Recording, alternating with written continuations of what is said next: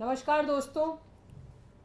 आपको मोदी जी का वो फेमस डायलॉग याद होगा जब उन्होंने कहा था कि न मैं खाऊंगा ना खाने दूंगा। उस समय मोदी जी एक्चुअली कहना ये चाह रहे थे कि जिसको भी खाना है वो भारतीय जनता पार्टी में शामिल हो और उसके बाद जितनी मर्जी भ्रष्टाचार करो, जितनी मर्जी खाओ, जितनी मर्जी घोटाला करो। भारतीय जनता पार्टी से भ्रष्ट पार्टी भारत के इतिहास में नहीं हुई है और ये बात मैं बहुत जिम्मेदारी से कह रही हूं। उसका लेटेस्ट एग्जाम्पल है मुंबई से शिवसेना शिंदे ग्रुप के सांसद रविंद्र वायकर। तो रविंद्र वायकर जो हैं, लंबा उनका राजनीतिक करियर रहा है, कई बार काउंसलर रहे हैं, एमएलए रहे हैं और अभी इस बार के लोकसभा चुनाव में वो शिवसेना शिंदे ग्रुप की तरफ से मुंबई से सांसद चुन के आए हैं। उनका नाम अभी पिछले दिनों बहुत फेमस हो रहा था क्योंकि पूरे देश में सबसे कम वोटों से जीतने वाले 48 वोटों से जीतने वाले सांसद रविंद्र वायकर हैं। रविंद्र वायकर के खिलाफ 14 सितंबर 2023 को मुंबई में एक एफआईआर दर्ज हुई थी जिसमें लिखा था कि एक प्लॉट, जोगेश्वरी एरिया में एक प्लॉट जहां पे कि एक पब्लिक गार्डन बनना था, उसमें रविंद्र वायकर ने एक 5 सितारा आलीशान होटल बनाने की कोशिश करी। तो 14 सितंबर 2023 को यह एफआईआर दर्ज हुई। उसके बाद मामला ईडी में गया, कई बार ईडी की रेड भी हुई और सुर्खियों में यह मामला बना रहा। अनुमान लगाया जा रहा है कि इस प्लॉट की कीमत कम से कम 500 करोड़ है। अब जैसा कि हमने देखा है अक्सर कि ईडी की और सीबीआई की रेड पड़ती हैं, उसके बाद वो इंसान भारतीय जनता पार्टी ज्वाइन करता है, मोदी जी की चमत्कारी वॉशिंग मशीन में उसकी धुलाई होती है और उसके बाद सर्टिफिकेट मिल जाता है कि वो ईमानदार है। यही टूलकिट रविंद्र वायकर के केस में भी प्ले हुई। जैसा कि मैंने कहा, 14 सितंबर 2023 को ये एफआईआर दर्ज हुई थी।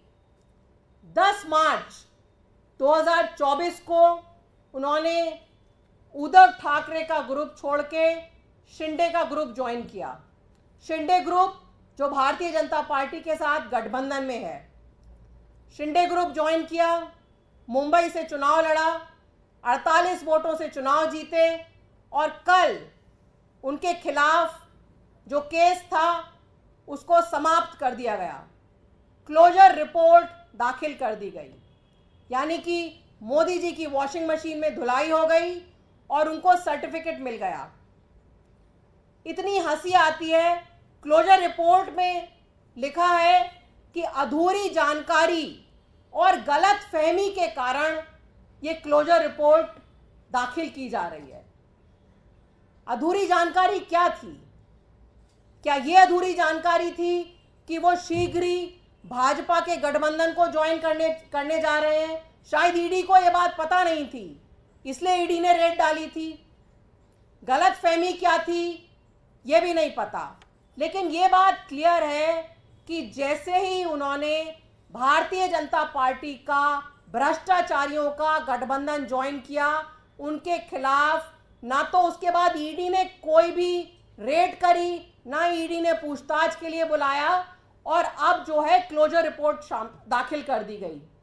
ये पहला मामला नहीं है, ऐसे मामले कई बार हमारे सामने आए हैं पिछले कुछ सालों में और हम लोग तो कहते आ रहे हैं कि जो भी भारतीय जनता पार्टी ज्वाइन करता है उसको मोदी जी मशीन में धुलाई करके और उसको सफाई का सर्टिफिकेट दे देते हैं। हेमंता विश्व शर्मा हो, नारायण राणे हो, ऐसे बहुत सारे केसेस हमारे सामने हैं। लेकिन आज 4 केसेस में ऐसे पेश करना चाहूंगी जिसमें ना कि सिर्फ जो है तहकीकात बंद की गई है बल्कि क्लोजर रिपोर्ट भी दाखिल कर दी गई है कि फ्यूचर में भी अब कुछ तहकीकात नहीं होगी।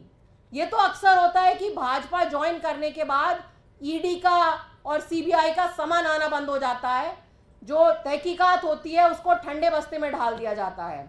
लेकिन ये ऐसे कुछ केसेस हैं जिसमें क्लोजर रिपोर्ट दाखिल कर दी गई है। छगन भुजबल का केस है जिसमें कि 10,000 करोड़ का महाराष्ट्र सदन का घोटाला था। छगन भुजबल ने भी भाजपा ज्वाइन करी, उनके खिलाफ केस बंद कर दिया गया। प्रफुल्ल पटेल का केस देखिए, प्रफुल्ल पटेल का 30,000 करोड़ का घोटाले का केस था। उनके साथ भी वो हुआ कि मोदी जी की गुड बुक्स में आकर वॉशिंग मशीन में धोकर उनके खिलाफ भी क्लोजर रिपोर्ट दाखिल कर दी गई। सिंधिया के खिलाफ फ्रॉड का केस था, उसमें भी यही हुआ कि उनके खिलाफ भी जो केस था उसको रफा दफा कर दिया गया, क्लोजर रिपोर्ट दाखिल कर दी गई। बाबा सिद्दीकी का केस था, यह भी मुंबई का एक केस था। 500 करोड़ का स्लम रिहैबिलिटेशन का केस था, इसमें ईडी का केस था। इसमें भी वही हुआ कि मोदी जी ने वॉशिंग मशीन में धुलाई करी, क्लोजर रिपोर्ट शामिल कर दी गई। तो ये सब देख के देश की जनता बहुत ज्यादा इस समय परेशान है, क्योंकि आप देखिए कि रोज कहीं ना कहीं से भ्रष्टाचार का मामला सामने आ रहा है। रोज जो पुल गिर रहे हैं, बिहार में पिछले 10 दिन में 15 पुल गिर गए, 3 जो एयरपोर्ट गिर गए, नीट का पेपर लीक हो गया, यूजीसी का पेपर लीक हो गया। ये सारे केसेस अगर हम देखेंगे, इन सारे केसेस में कहीं ना कहीं भ्रष्टाचार एक कारण है। ऐसा कैसे हो सकता है कि हमारे देश में एक जान की कीमत इतनी कम हो सकती है कि रोज पुल गिर रहा है, एयरपोर्ट गिर रहा है, और अगर आप डीप में भी किसी इस केस में जाएंगे तो आप देखेंगे कि ठेका देने में भ्रष्टाचार हुआ है। एक तरफ तो ये कहते रहते हैं कि ना खाऊंगा ना खाने दूंगा, फिर ऐसा कैसे है कि जो एयरपोर्ट गिर रहे हैं, जो पुल गिर रहे हैं, उसके लिए किसी का भी किसी के खिलाफ ना केस रजिस्टर हो रहा है, ना किसी को जेल दी जा रही है। ये सब देख के जो इस देश के अमीर लोग हैं, उन्होंने तो निर्णय ले लिया है कि इस देश में मोदी जी के राज में कुछ नहीं बदलेगा। और पिछले 7-8 साल में लगभग 50,000 अमीर लोग देश छोड़ के चले गए हैं। हाई नेटवर्थ इंडिविजुअल इनको कहा जाता है, ऐसे लोग जो देश में करोड़ों की कारोबार शुरू कर सकते हैं, करोड़ों की कंपनी बना सकते हैं, हमारे युवाओं को रोजगार दे सकते हैं, वो कह रहे हैं कि इस देश में इतना टैक्स देके रहने का क्या फायदा जब आपकी क्वालिटी ऑफ लाइफ इतनी खराब है। आज तक किसी ने सुना है कि न्यूयॉर्क में या लंदन में कोई एयरपोर्ट गिर रहा हो? वहां तो अक्सर कई इंच बर्फ पड़ता है, आंधी आती है, तूफान आता है। वहां तो कभी किसी ने एयरपोर्ट गिरने का कभी ऐसी खबर नहीं आई।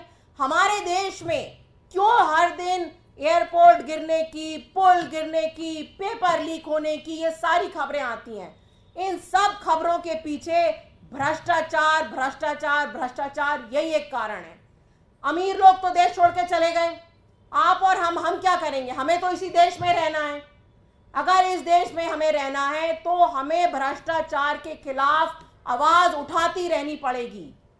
हमारे नेता अरविंद केजरीवाल जी ने हमेशा से कहा है कि हमारे देश को हमारे देश की तरक्की जो नहीं हो पा रही है, हम क्यों हमेशा डेवलपिंग कंट्री रहते हैं, विकासशील देश का हमें हमेशा खिताब दिया जाता है, हम विकसित क्यों नहीं हो पाते? हम विकसित इसीलिए नहीं हो पाते क्योंकि हमारे देश में मोदी जी जैसे भ्रष्ट प्रधानमंत्री बैठे हुए हैं। इस देश का एक एक नागरिक टैक्स का पैसा देता है, वही टैक्स के पैसे से एयरपोर्ट बनता है, पुल बनता है, सड़कें बनती हैं, लेकिन सब में भ्रष्टाचार है। कभी कभी पुल गिर रहा है, कभी अटल सेतु में दरार पड़ रही है, कभी पेपर लीक हो रहा है। यही सब चलता रहा तो कैसे हम विकसित होंगे? इसलिए आप लोगों के माध्यम से मैं देश के हर नागरिक से भी ये गुजारिश करना चाहूंगी कि हमें डरना नहीं है, हमें कहीं भी भ्रष्टाचार अगर दिख रहा है तो हमें आवाज उठानी पड़ेगी, क्योंकि अगर इस भ्रष्टाचार को नहीं रोका गया तो इस देश को हम आगे नहीं बढ़ा पाएंगे, इस देश को हम विकसित नहीं कर पाएंगे, हमारे बच्चों को नौकरी नहीं मिलेगी, हमारे युवाओं को रोजगार नहीं मिलेगा, हमारे युवाओं को डॉक्टरी में, इंजीनियरिंग में, इस सब में एडमिशन नहीं मिलेगा, क्योंकि दिन पे दिन पेपर लीक होते जाएंगे।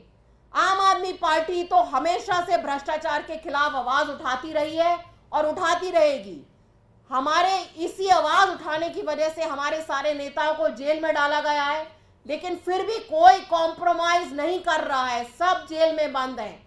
अगर वो चाहें तो वो कॉम्प्रोमाइज कर सकते हैं, लेकिन हमेशा से आम आदमी पार्टी ने बुलंदी से भ्रष्टाचार के खिलाफ आवाज उठाई है और उठाते रहेंगे।